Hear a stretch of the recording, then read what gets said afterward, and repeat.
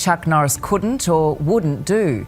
The 86-year-old, long deemed invincible, has died suddenly, leaving his legion of fans in shock. 9 days before he died, an 86-year-old man was sparring with a training partner in the Hawaiian sun, laughing between combinations, telling his followers that age was just a number he refused to respect. 9 days later, the same man was gone. The internet had killed him a dozen times before, in hoaxes about car crashes and COVID and hospital scares that never happened. This time, there was no rumor to debunk. Chuck Norris, the man Hollywood spent 50 years trying to define and never quite could, was actually dead. And what he left behind, not just the money, but the story of how he got it, who very nearly took a chunk of it away from him, and the secret he carried for almost 3 decades, turned out to be far stranger and far more human than the meme ever let on. On Thursday, March 19, 2026, Chuck Norris experienced a sudden medical emergency while staying on the island of Kauai, Hawaii, and was hospitalized. He did not recover. His family confirmed his passing the following morning in a statement posted to his social media accounts, describing his death as sudden and asking for privacy around the circumstances, which have never been made public. He was 86 years old. The timing struck people immediately, because just 9 days earlier, on his birthday, he had posted a video of himself sparring and joked that he didn't age, he leveled up. It became, without anyone intending it, one of the last things the world ever saw him say. The family statement was short, and one detail inside it stood out to anyone who actually read it closely instead of just skimming the headline. They didn't thank the public for watching his movies or admiring his kicks. They thanked people for loving him. That's a strange thing to write about a man best known internationally for an exaggerated meme where he does push-ups by pushing the earth down. But it tells you something. Underneath 5 decades of tough guy branding, there was apparently a person his family wanted remembered as just that, a person. Tributes poured in within hours, from political figures, from the network that had once fought him in court over tens of millions of dollars, from fellow actors who trained under him or worked beside him. For a day or two, the internet did something it rarely does. It agreed on someone. But grief has a short shelf life online, and the conversation almost immediately shifted to a more predictable question. What did the man actually leave behind? The reported figure, according to Celebrity Net Worth and later echoed by outlets including Fortune and several entertainment publications, was approximately $70 million. On its own, that number tells you almost nothing. Plenty of actors from his era ended up wealthier or poorer for reasons that had nothing to do with talent or work ethic. What makes Chuck Norris's fortune worth actually examining is how unusually traceable it is. Almost none of it came from a single lucky break or a passive investment portfolio. Nearly every dollar in that estimate has a paper trail, a signed contract, a per-episode rate, a court filing, a decades-long endorsement deal that somehow never expired. It is, according to people who track celebrity finance for a living, one of the more earned fortunes in Hollywood, built the slow way, one contract at a time, across roughly 60 years. To understand how a shy, unathletic kid from Oklahoma ended up with a Texas cattle ranch, an artesian water company, and a decades-long legal fight with one of America's biggest television networks, you have to go back to the very beginning, because almost none of what came later was inevitable. Carlos Ray Norris was born in Ryan, Oklahoma, on March 10, 1940. He was, by his own later description, a shy and introverted child, embarrassed by his family's poverty and by a father who struggled with alcohol and drifted in and out of the household. His mother worked to hold the family together while raising 3 sons largely on her own. They moved from Oklahoma to Kansas and eventually to California, chasing whatever work was available. By the time he graduated high school in Torrance, California, in the late 1950s, nobody who knew him would have predicted a career built on physical dominance. He described himself as unathletic and unremarkable, a kid who had never really succeeded at anything difficult. He enlisted in the United States Air Force and was stationed in South Korea in the late 1950s, and that is where everything changed. He walked into a Tang Soo class more or less on a whim and became, in his own words, transfixed. He trained obsessively, 4 hours at a time, night after night, and earned his black belt within about a year. He later said that accomplishing something that difficult, entirely on his own effort, was the first time in his life he felt capable of anything. That single realization, that hard things were survivable and that discipline could be built rather than inherited, became the actual foundation of everything that followed. Not the kicks. The belief that came before them. After his discharge in the early 1960s, He tried to become a police officer and ended up on a waiting list. While he waited, he started teaching karate out of his parents' backyard. Within a few years, that backyard operation had grown into a chain of martial arts schools across Southern California, with a client list that eventually included celebrities like Steve McQueen and Priscilla Presley. He became a multiple-time professional karate champion through the late 1960s, winning a string of national middleweight titles and being recognized as one of the sport's top competitors of that era. Somewhere in that stretch, he also began developing his own martial arts discipline, blending elements of several styles he had studied into a system he would later formalize and teach under his own name. It was on the competitive circuit, at a tournament in New York, that he crossed paths with a young martial artist named Bruce Lee. That win-loss record on the competition mat is worth pausing on, because it's easy to forget just how legitimate his martial arts credentials actually were before Hollywood ever entered the picture. He wasn't cast because a studio liked his look. He was recruited into film because he had already spent close to a decade becoming one of the most technically respected fighters in the country, with black belts across multiple disciplines and a reputation among his peers that had nothing to do with a camera. That distinction mattered later, because it's part of why his early film roles leaned so heavily on his physical authenticity rather than conventional leading man charisma. Audiences weren't watching an actor pretend to fight. They were watching one of the country's actual champions do it for real, on camera, for the first time. That relationship reshaped both of their careers. Lee and Norris trained together for years, debating fighting philosophy and pushing each other's skill sets.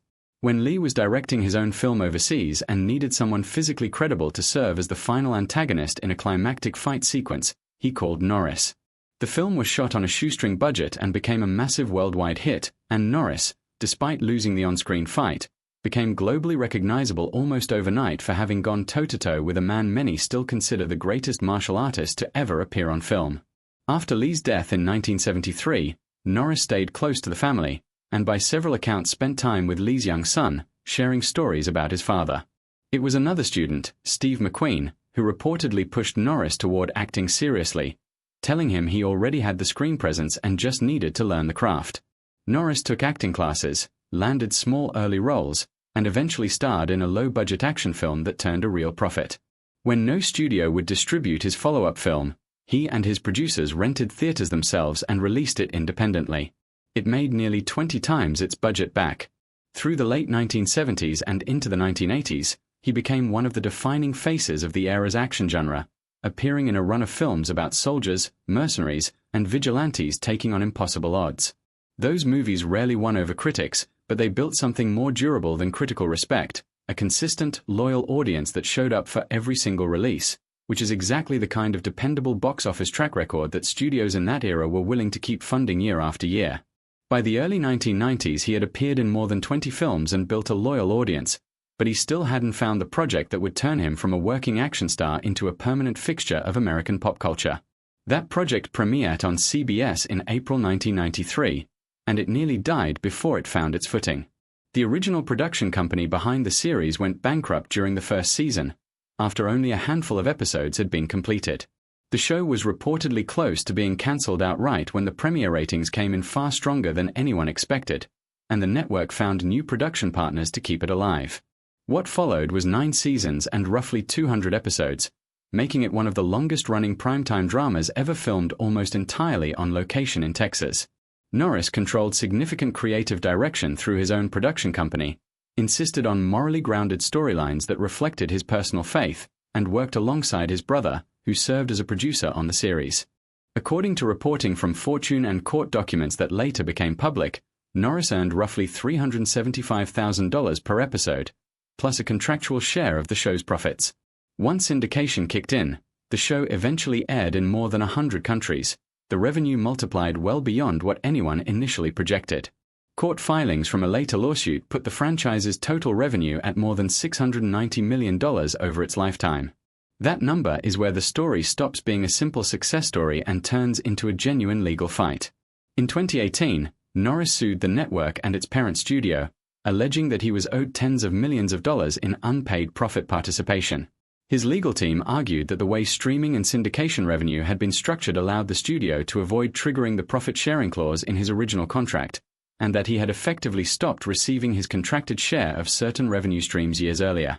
The case took roughly 5 years to work through the courts before both sides reached a settlement in 2023, with the amount never publicly disclosed. Whatever that settlement was, it is now folded into the estate his family is currently sorting through. It's a detail that rarely makes it into the tribute pieces, but it matters. The man best known for playing an incorruptible lawman spent half a decade in actual court, fighting a media conglomerate for money he believed was contractual his, and won. The $70 million estate wasn't built on acting income alone, though. For nearly 3 decades, Norris was the face of a home fitness machine, in a celebrity endorsement partnership that ran in dozens of countries and reportedly sold millions of units, making it one of the longest-running celebrity fitness partnerships in television history. Beyond that single deal, Norris spent his later years quietly stacking additional smaller ventures on top of his core income. Nutritional supplement and emergency preparedness products under one label, and a separate premium pet nutrition line built around ingredients sourced from his own ranch. None of those side businesses were ever going to rival his television or film earnings on their own, but together they reflect a pattern that shows up again and again across his financial life. Rather than living off past success, he kept building new, smaller income streams well into his 80s, long after most actors of his generation had settled into full retirement. Separately, his Texas property, a working ranch of roughly 1,000 acres northwest of Houston, became an unlikely second business. According to multiple reports, drilling work on the ranch years ago accidentally struck an ancient underground aquifer, and Norris and his wife eventually built a bottled water company around that discovery, constructing a production facility on the property itself. That company is reportedly majority-owned and run by his wife, Gina, which means regardless of how the rest of the estate is divided among his children, that particular business is expected to remain fully under her control. No public will has been released as of this writing. Under Texas community property law, a surviving spouse is generally entitled to half of the couple's shared marital property by default, with the remainder distributed among the deceased's children according to whatever estate planning was in place. Norris had 5 children across 2 marriages and one relationship that, for a long time, almost nobody outside his closest circle knew about. His first marriage, to his high school sweetheart Diane Holchek, began when he was still a teenager, before either of them had any idea what his life would eventually become. That marriage produced 2 sons, Mike, who went on to work as a filmmaker, and Eric, who became a respected stunt coordinator in the film industry and, separately, won a NASCAR championship. Norris and Holchek divorced in the late 1980s. Holchek passed away in December 2025, after a long illness, just months before Norris himself. Their 2 sons reportedly stayed by her side through the end of her life. Losing his first wife and, not long before that, his own mother, in the final stretch of his own life is a detail that rarely makes it past a footnote in most obituaries, but it reframes his final months. This wasn't a man dying suddenly and unexpectedly out of nowhere. It was a man who had already spent that last year absorbing loss after loss before his own arrived. The part of his personal history that took the longest to come to light involves a daughter named Dina. In the early 1960s, while still married to Holchek, Norris was briefly involved with a woman who became pregnant and, after learning he was already married, chose to raise their daughter on her own rather than pursue any relationship with him. For years, that daughter reportedly didn't even know who her biological father was. When she was a teenager, her mother finally told her the truth, along with a firm instruction not to make contact, since he already had a wife and children of his own.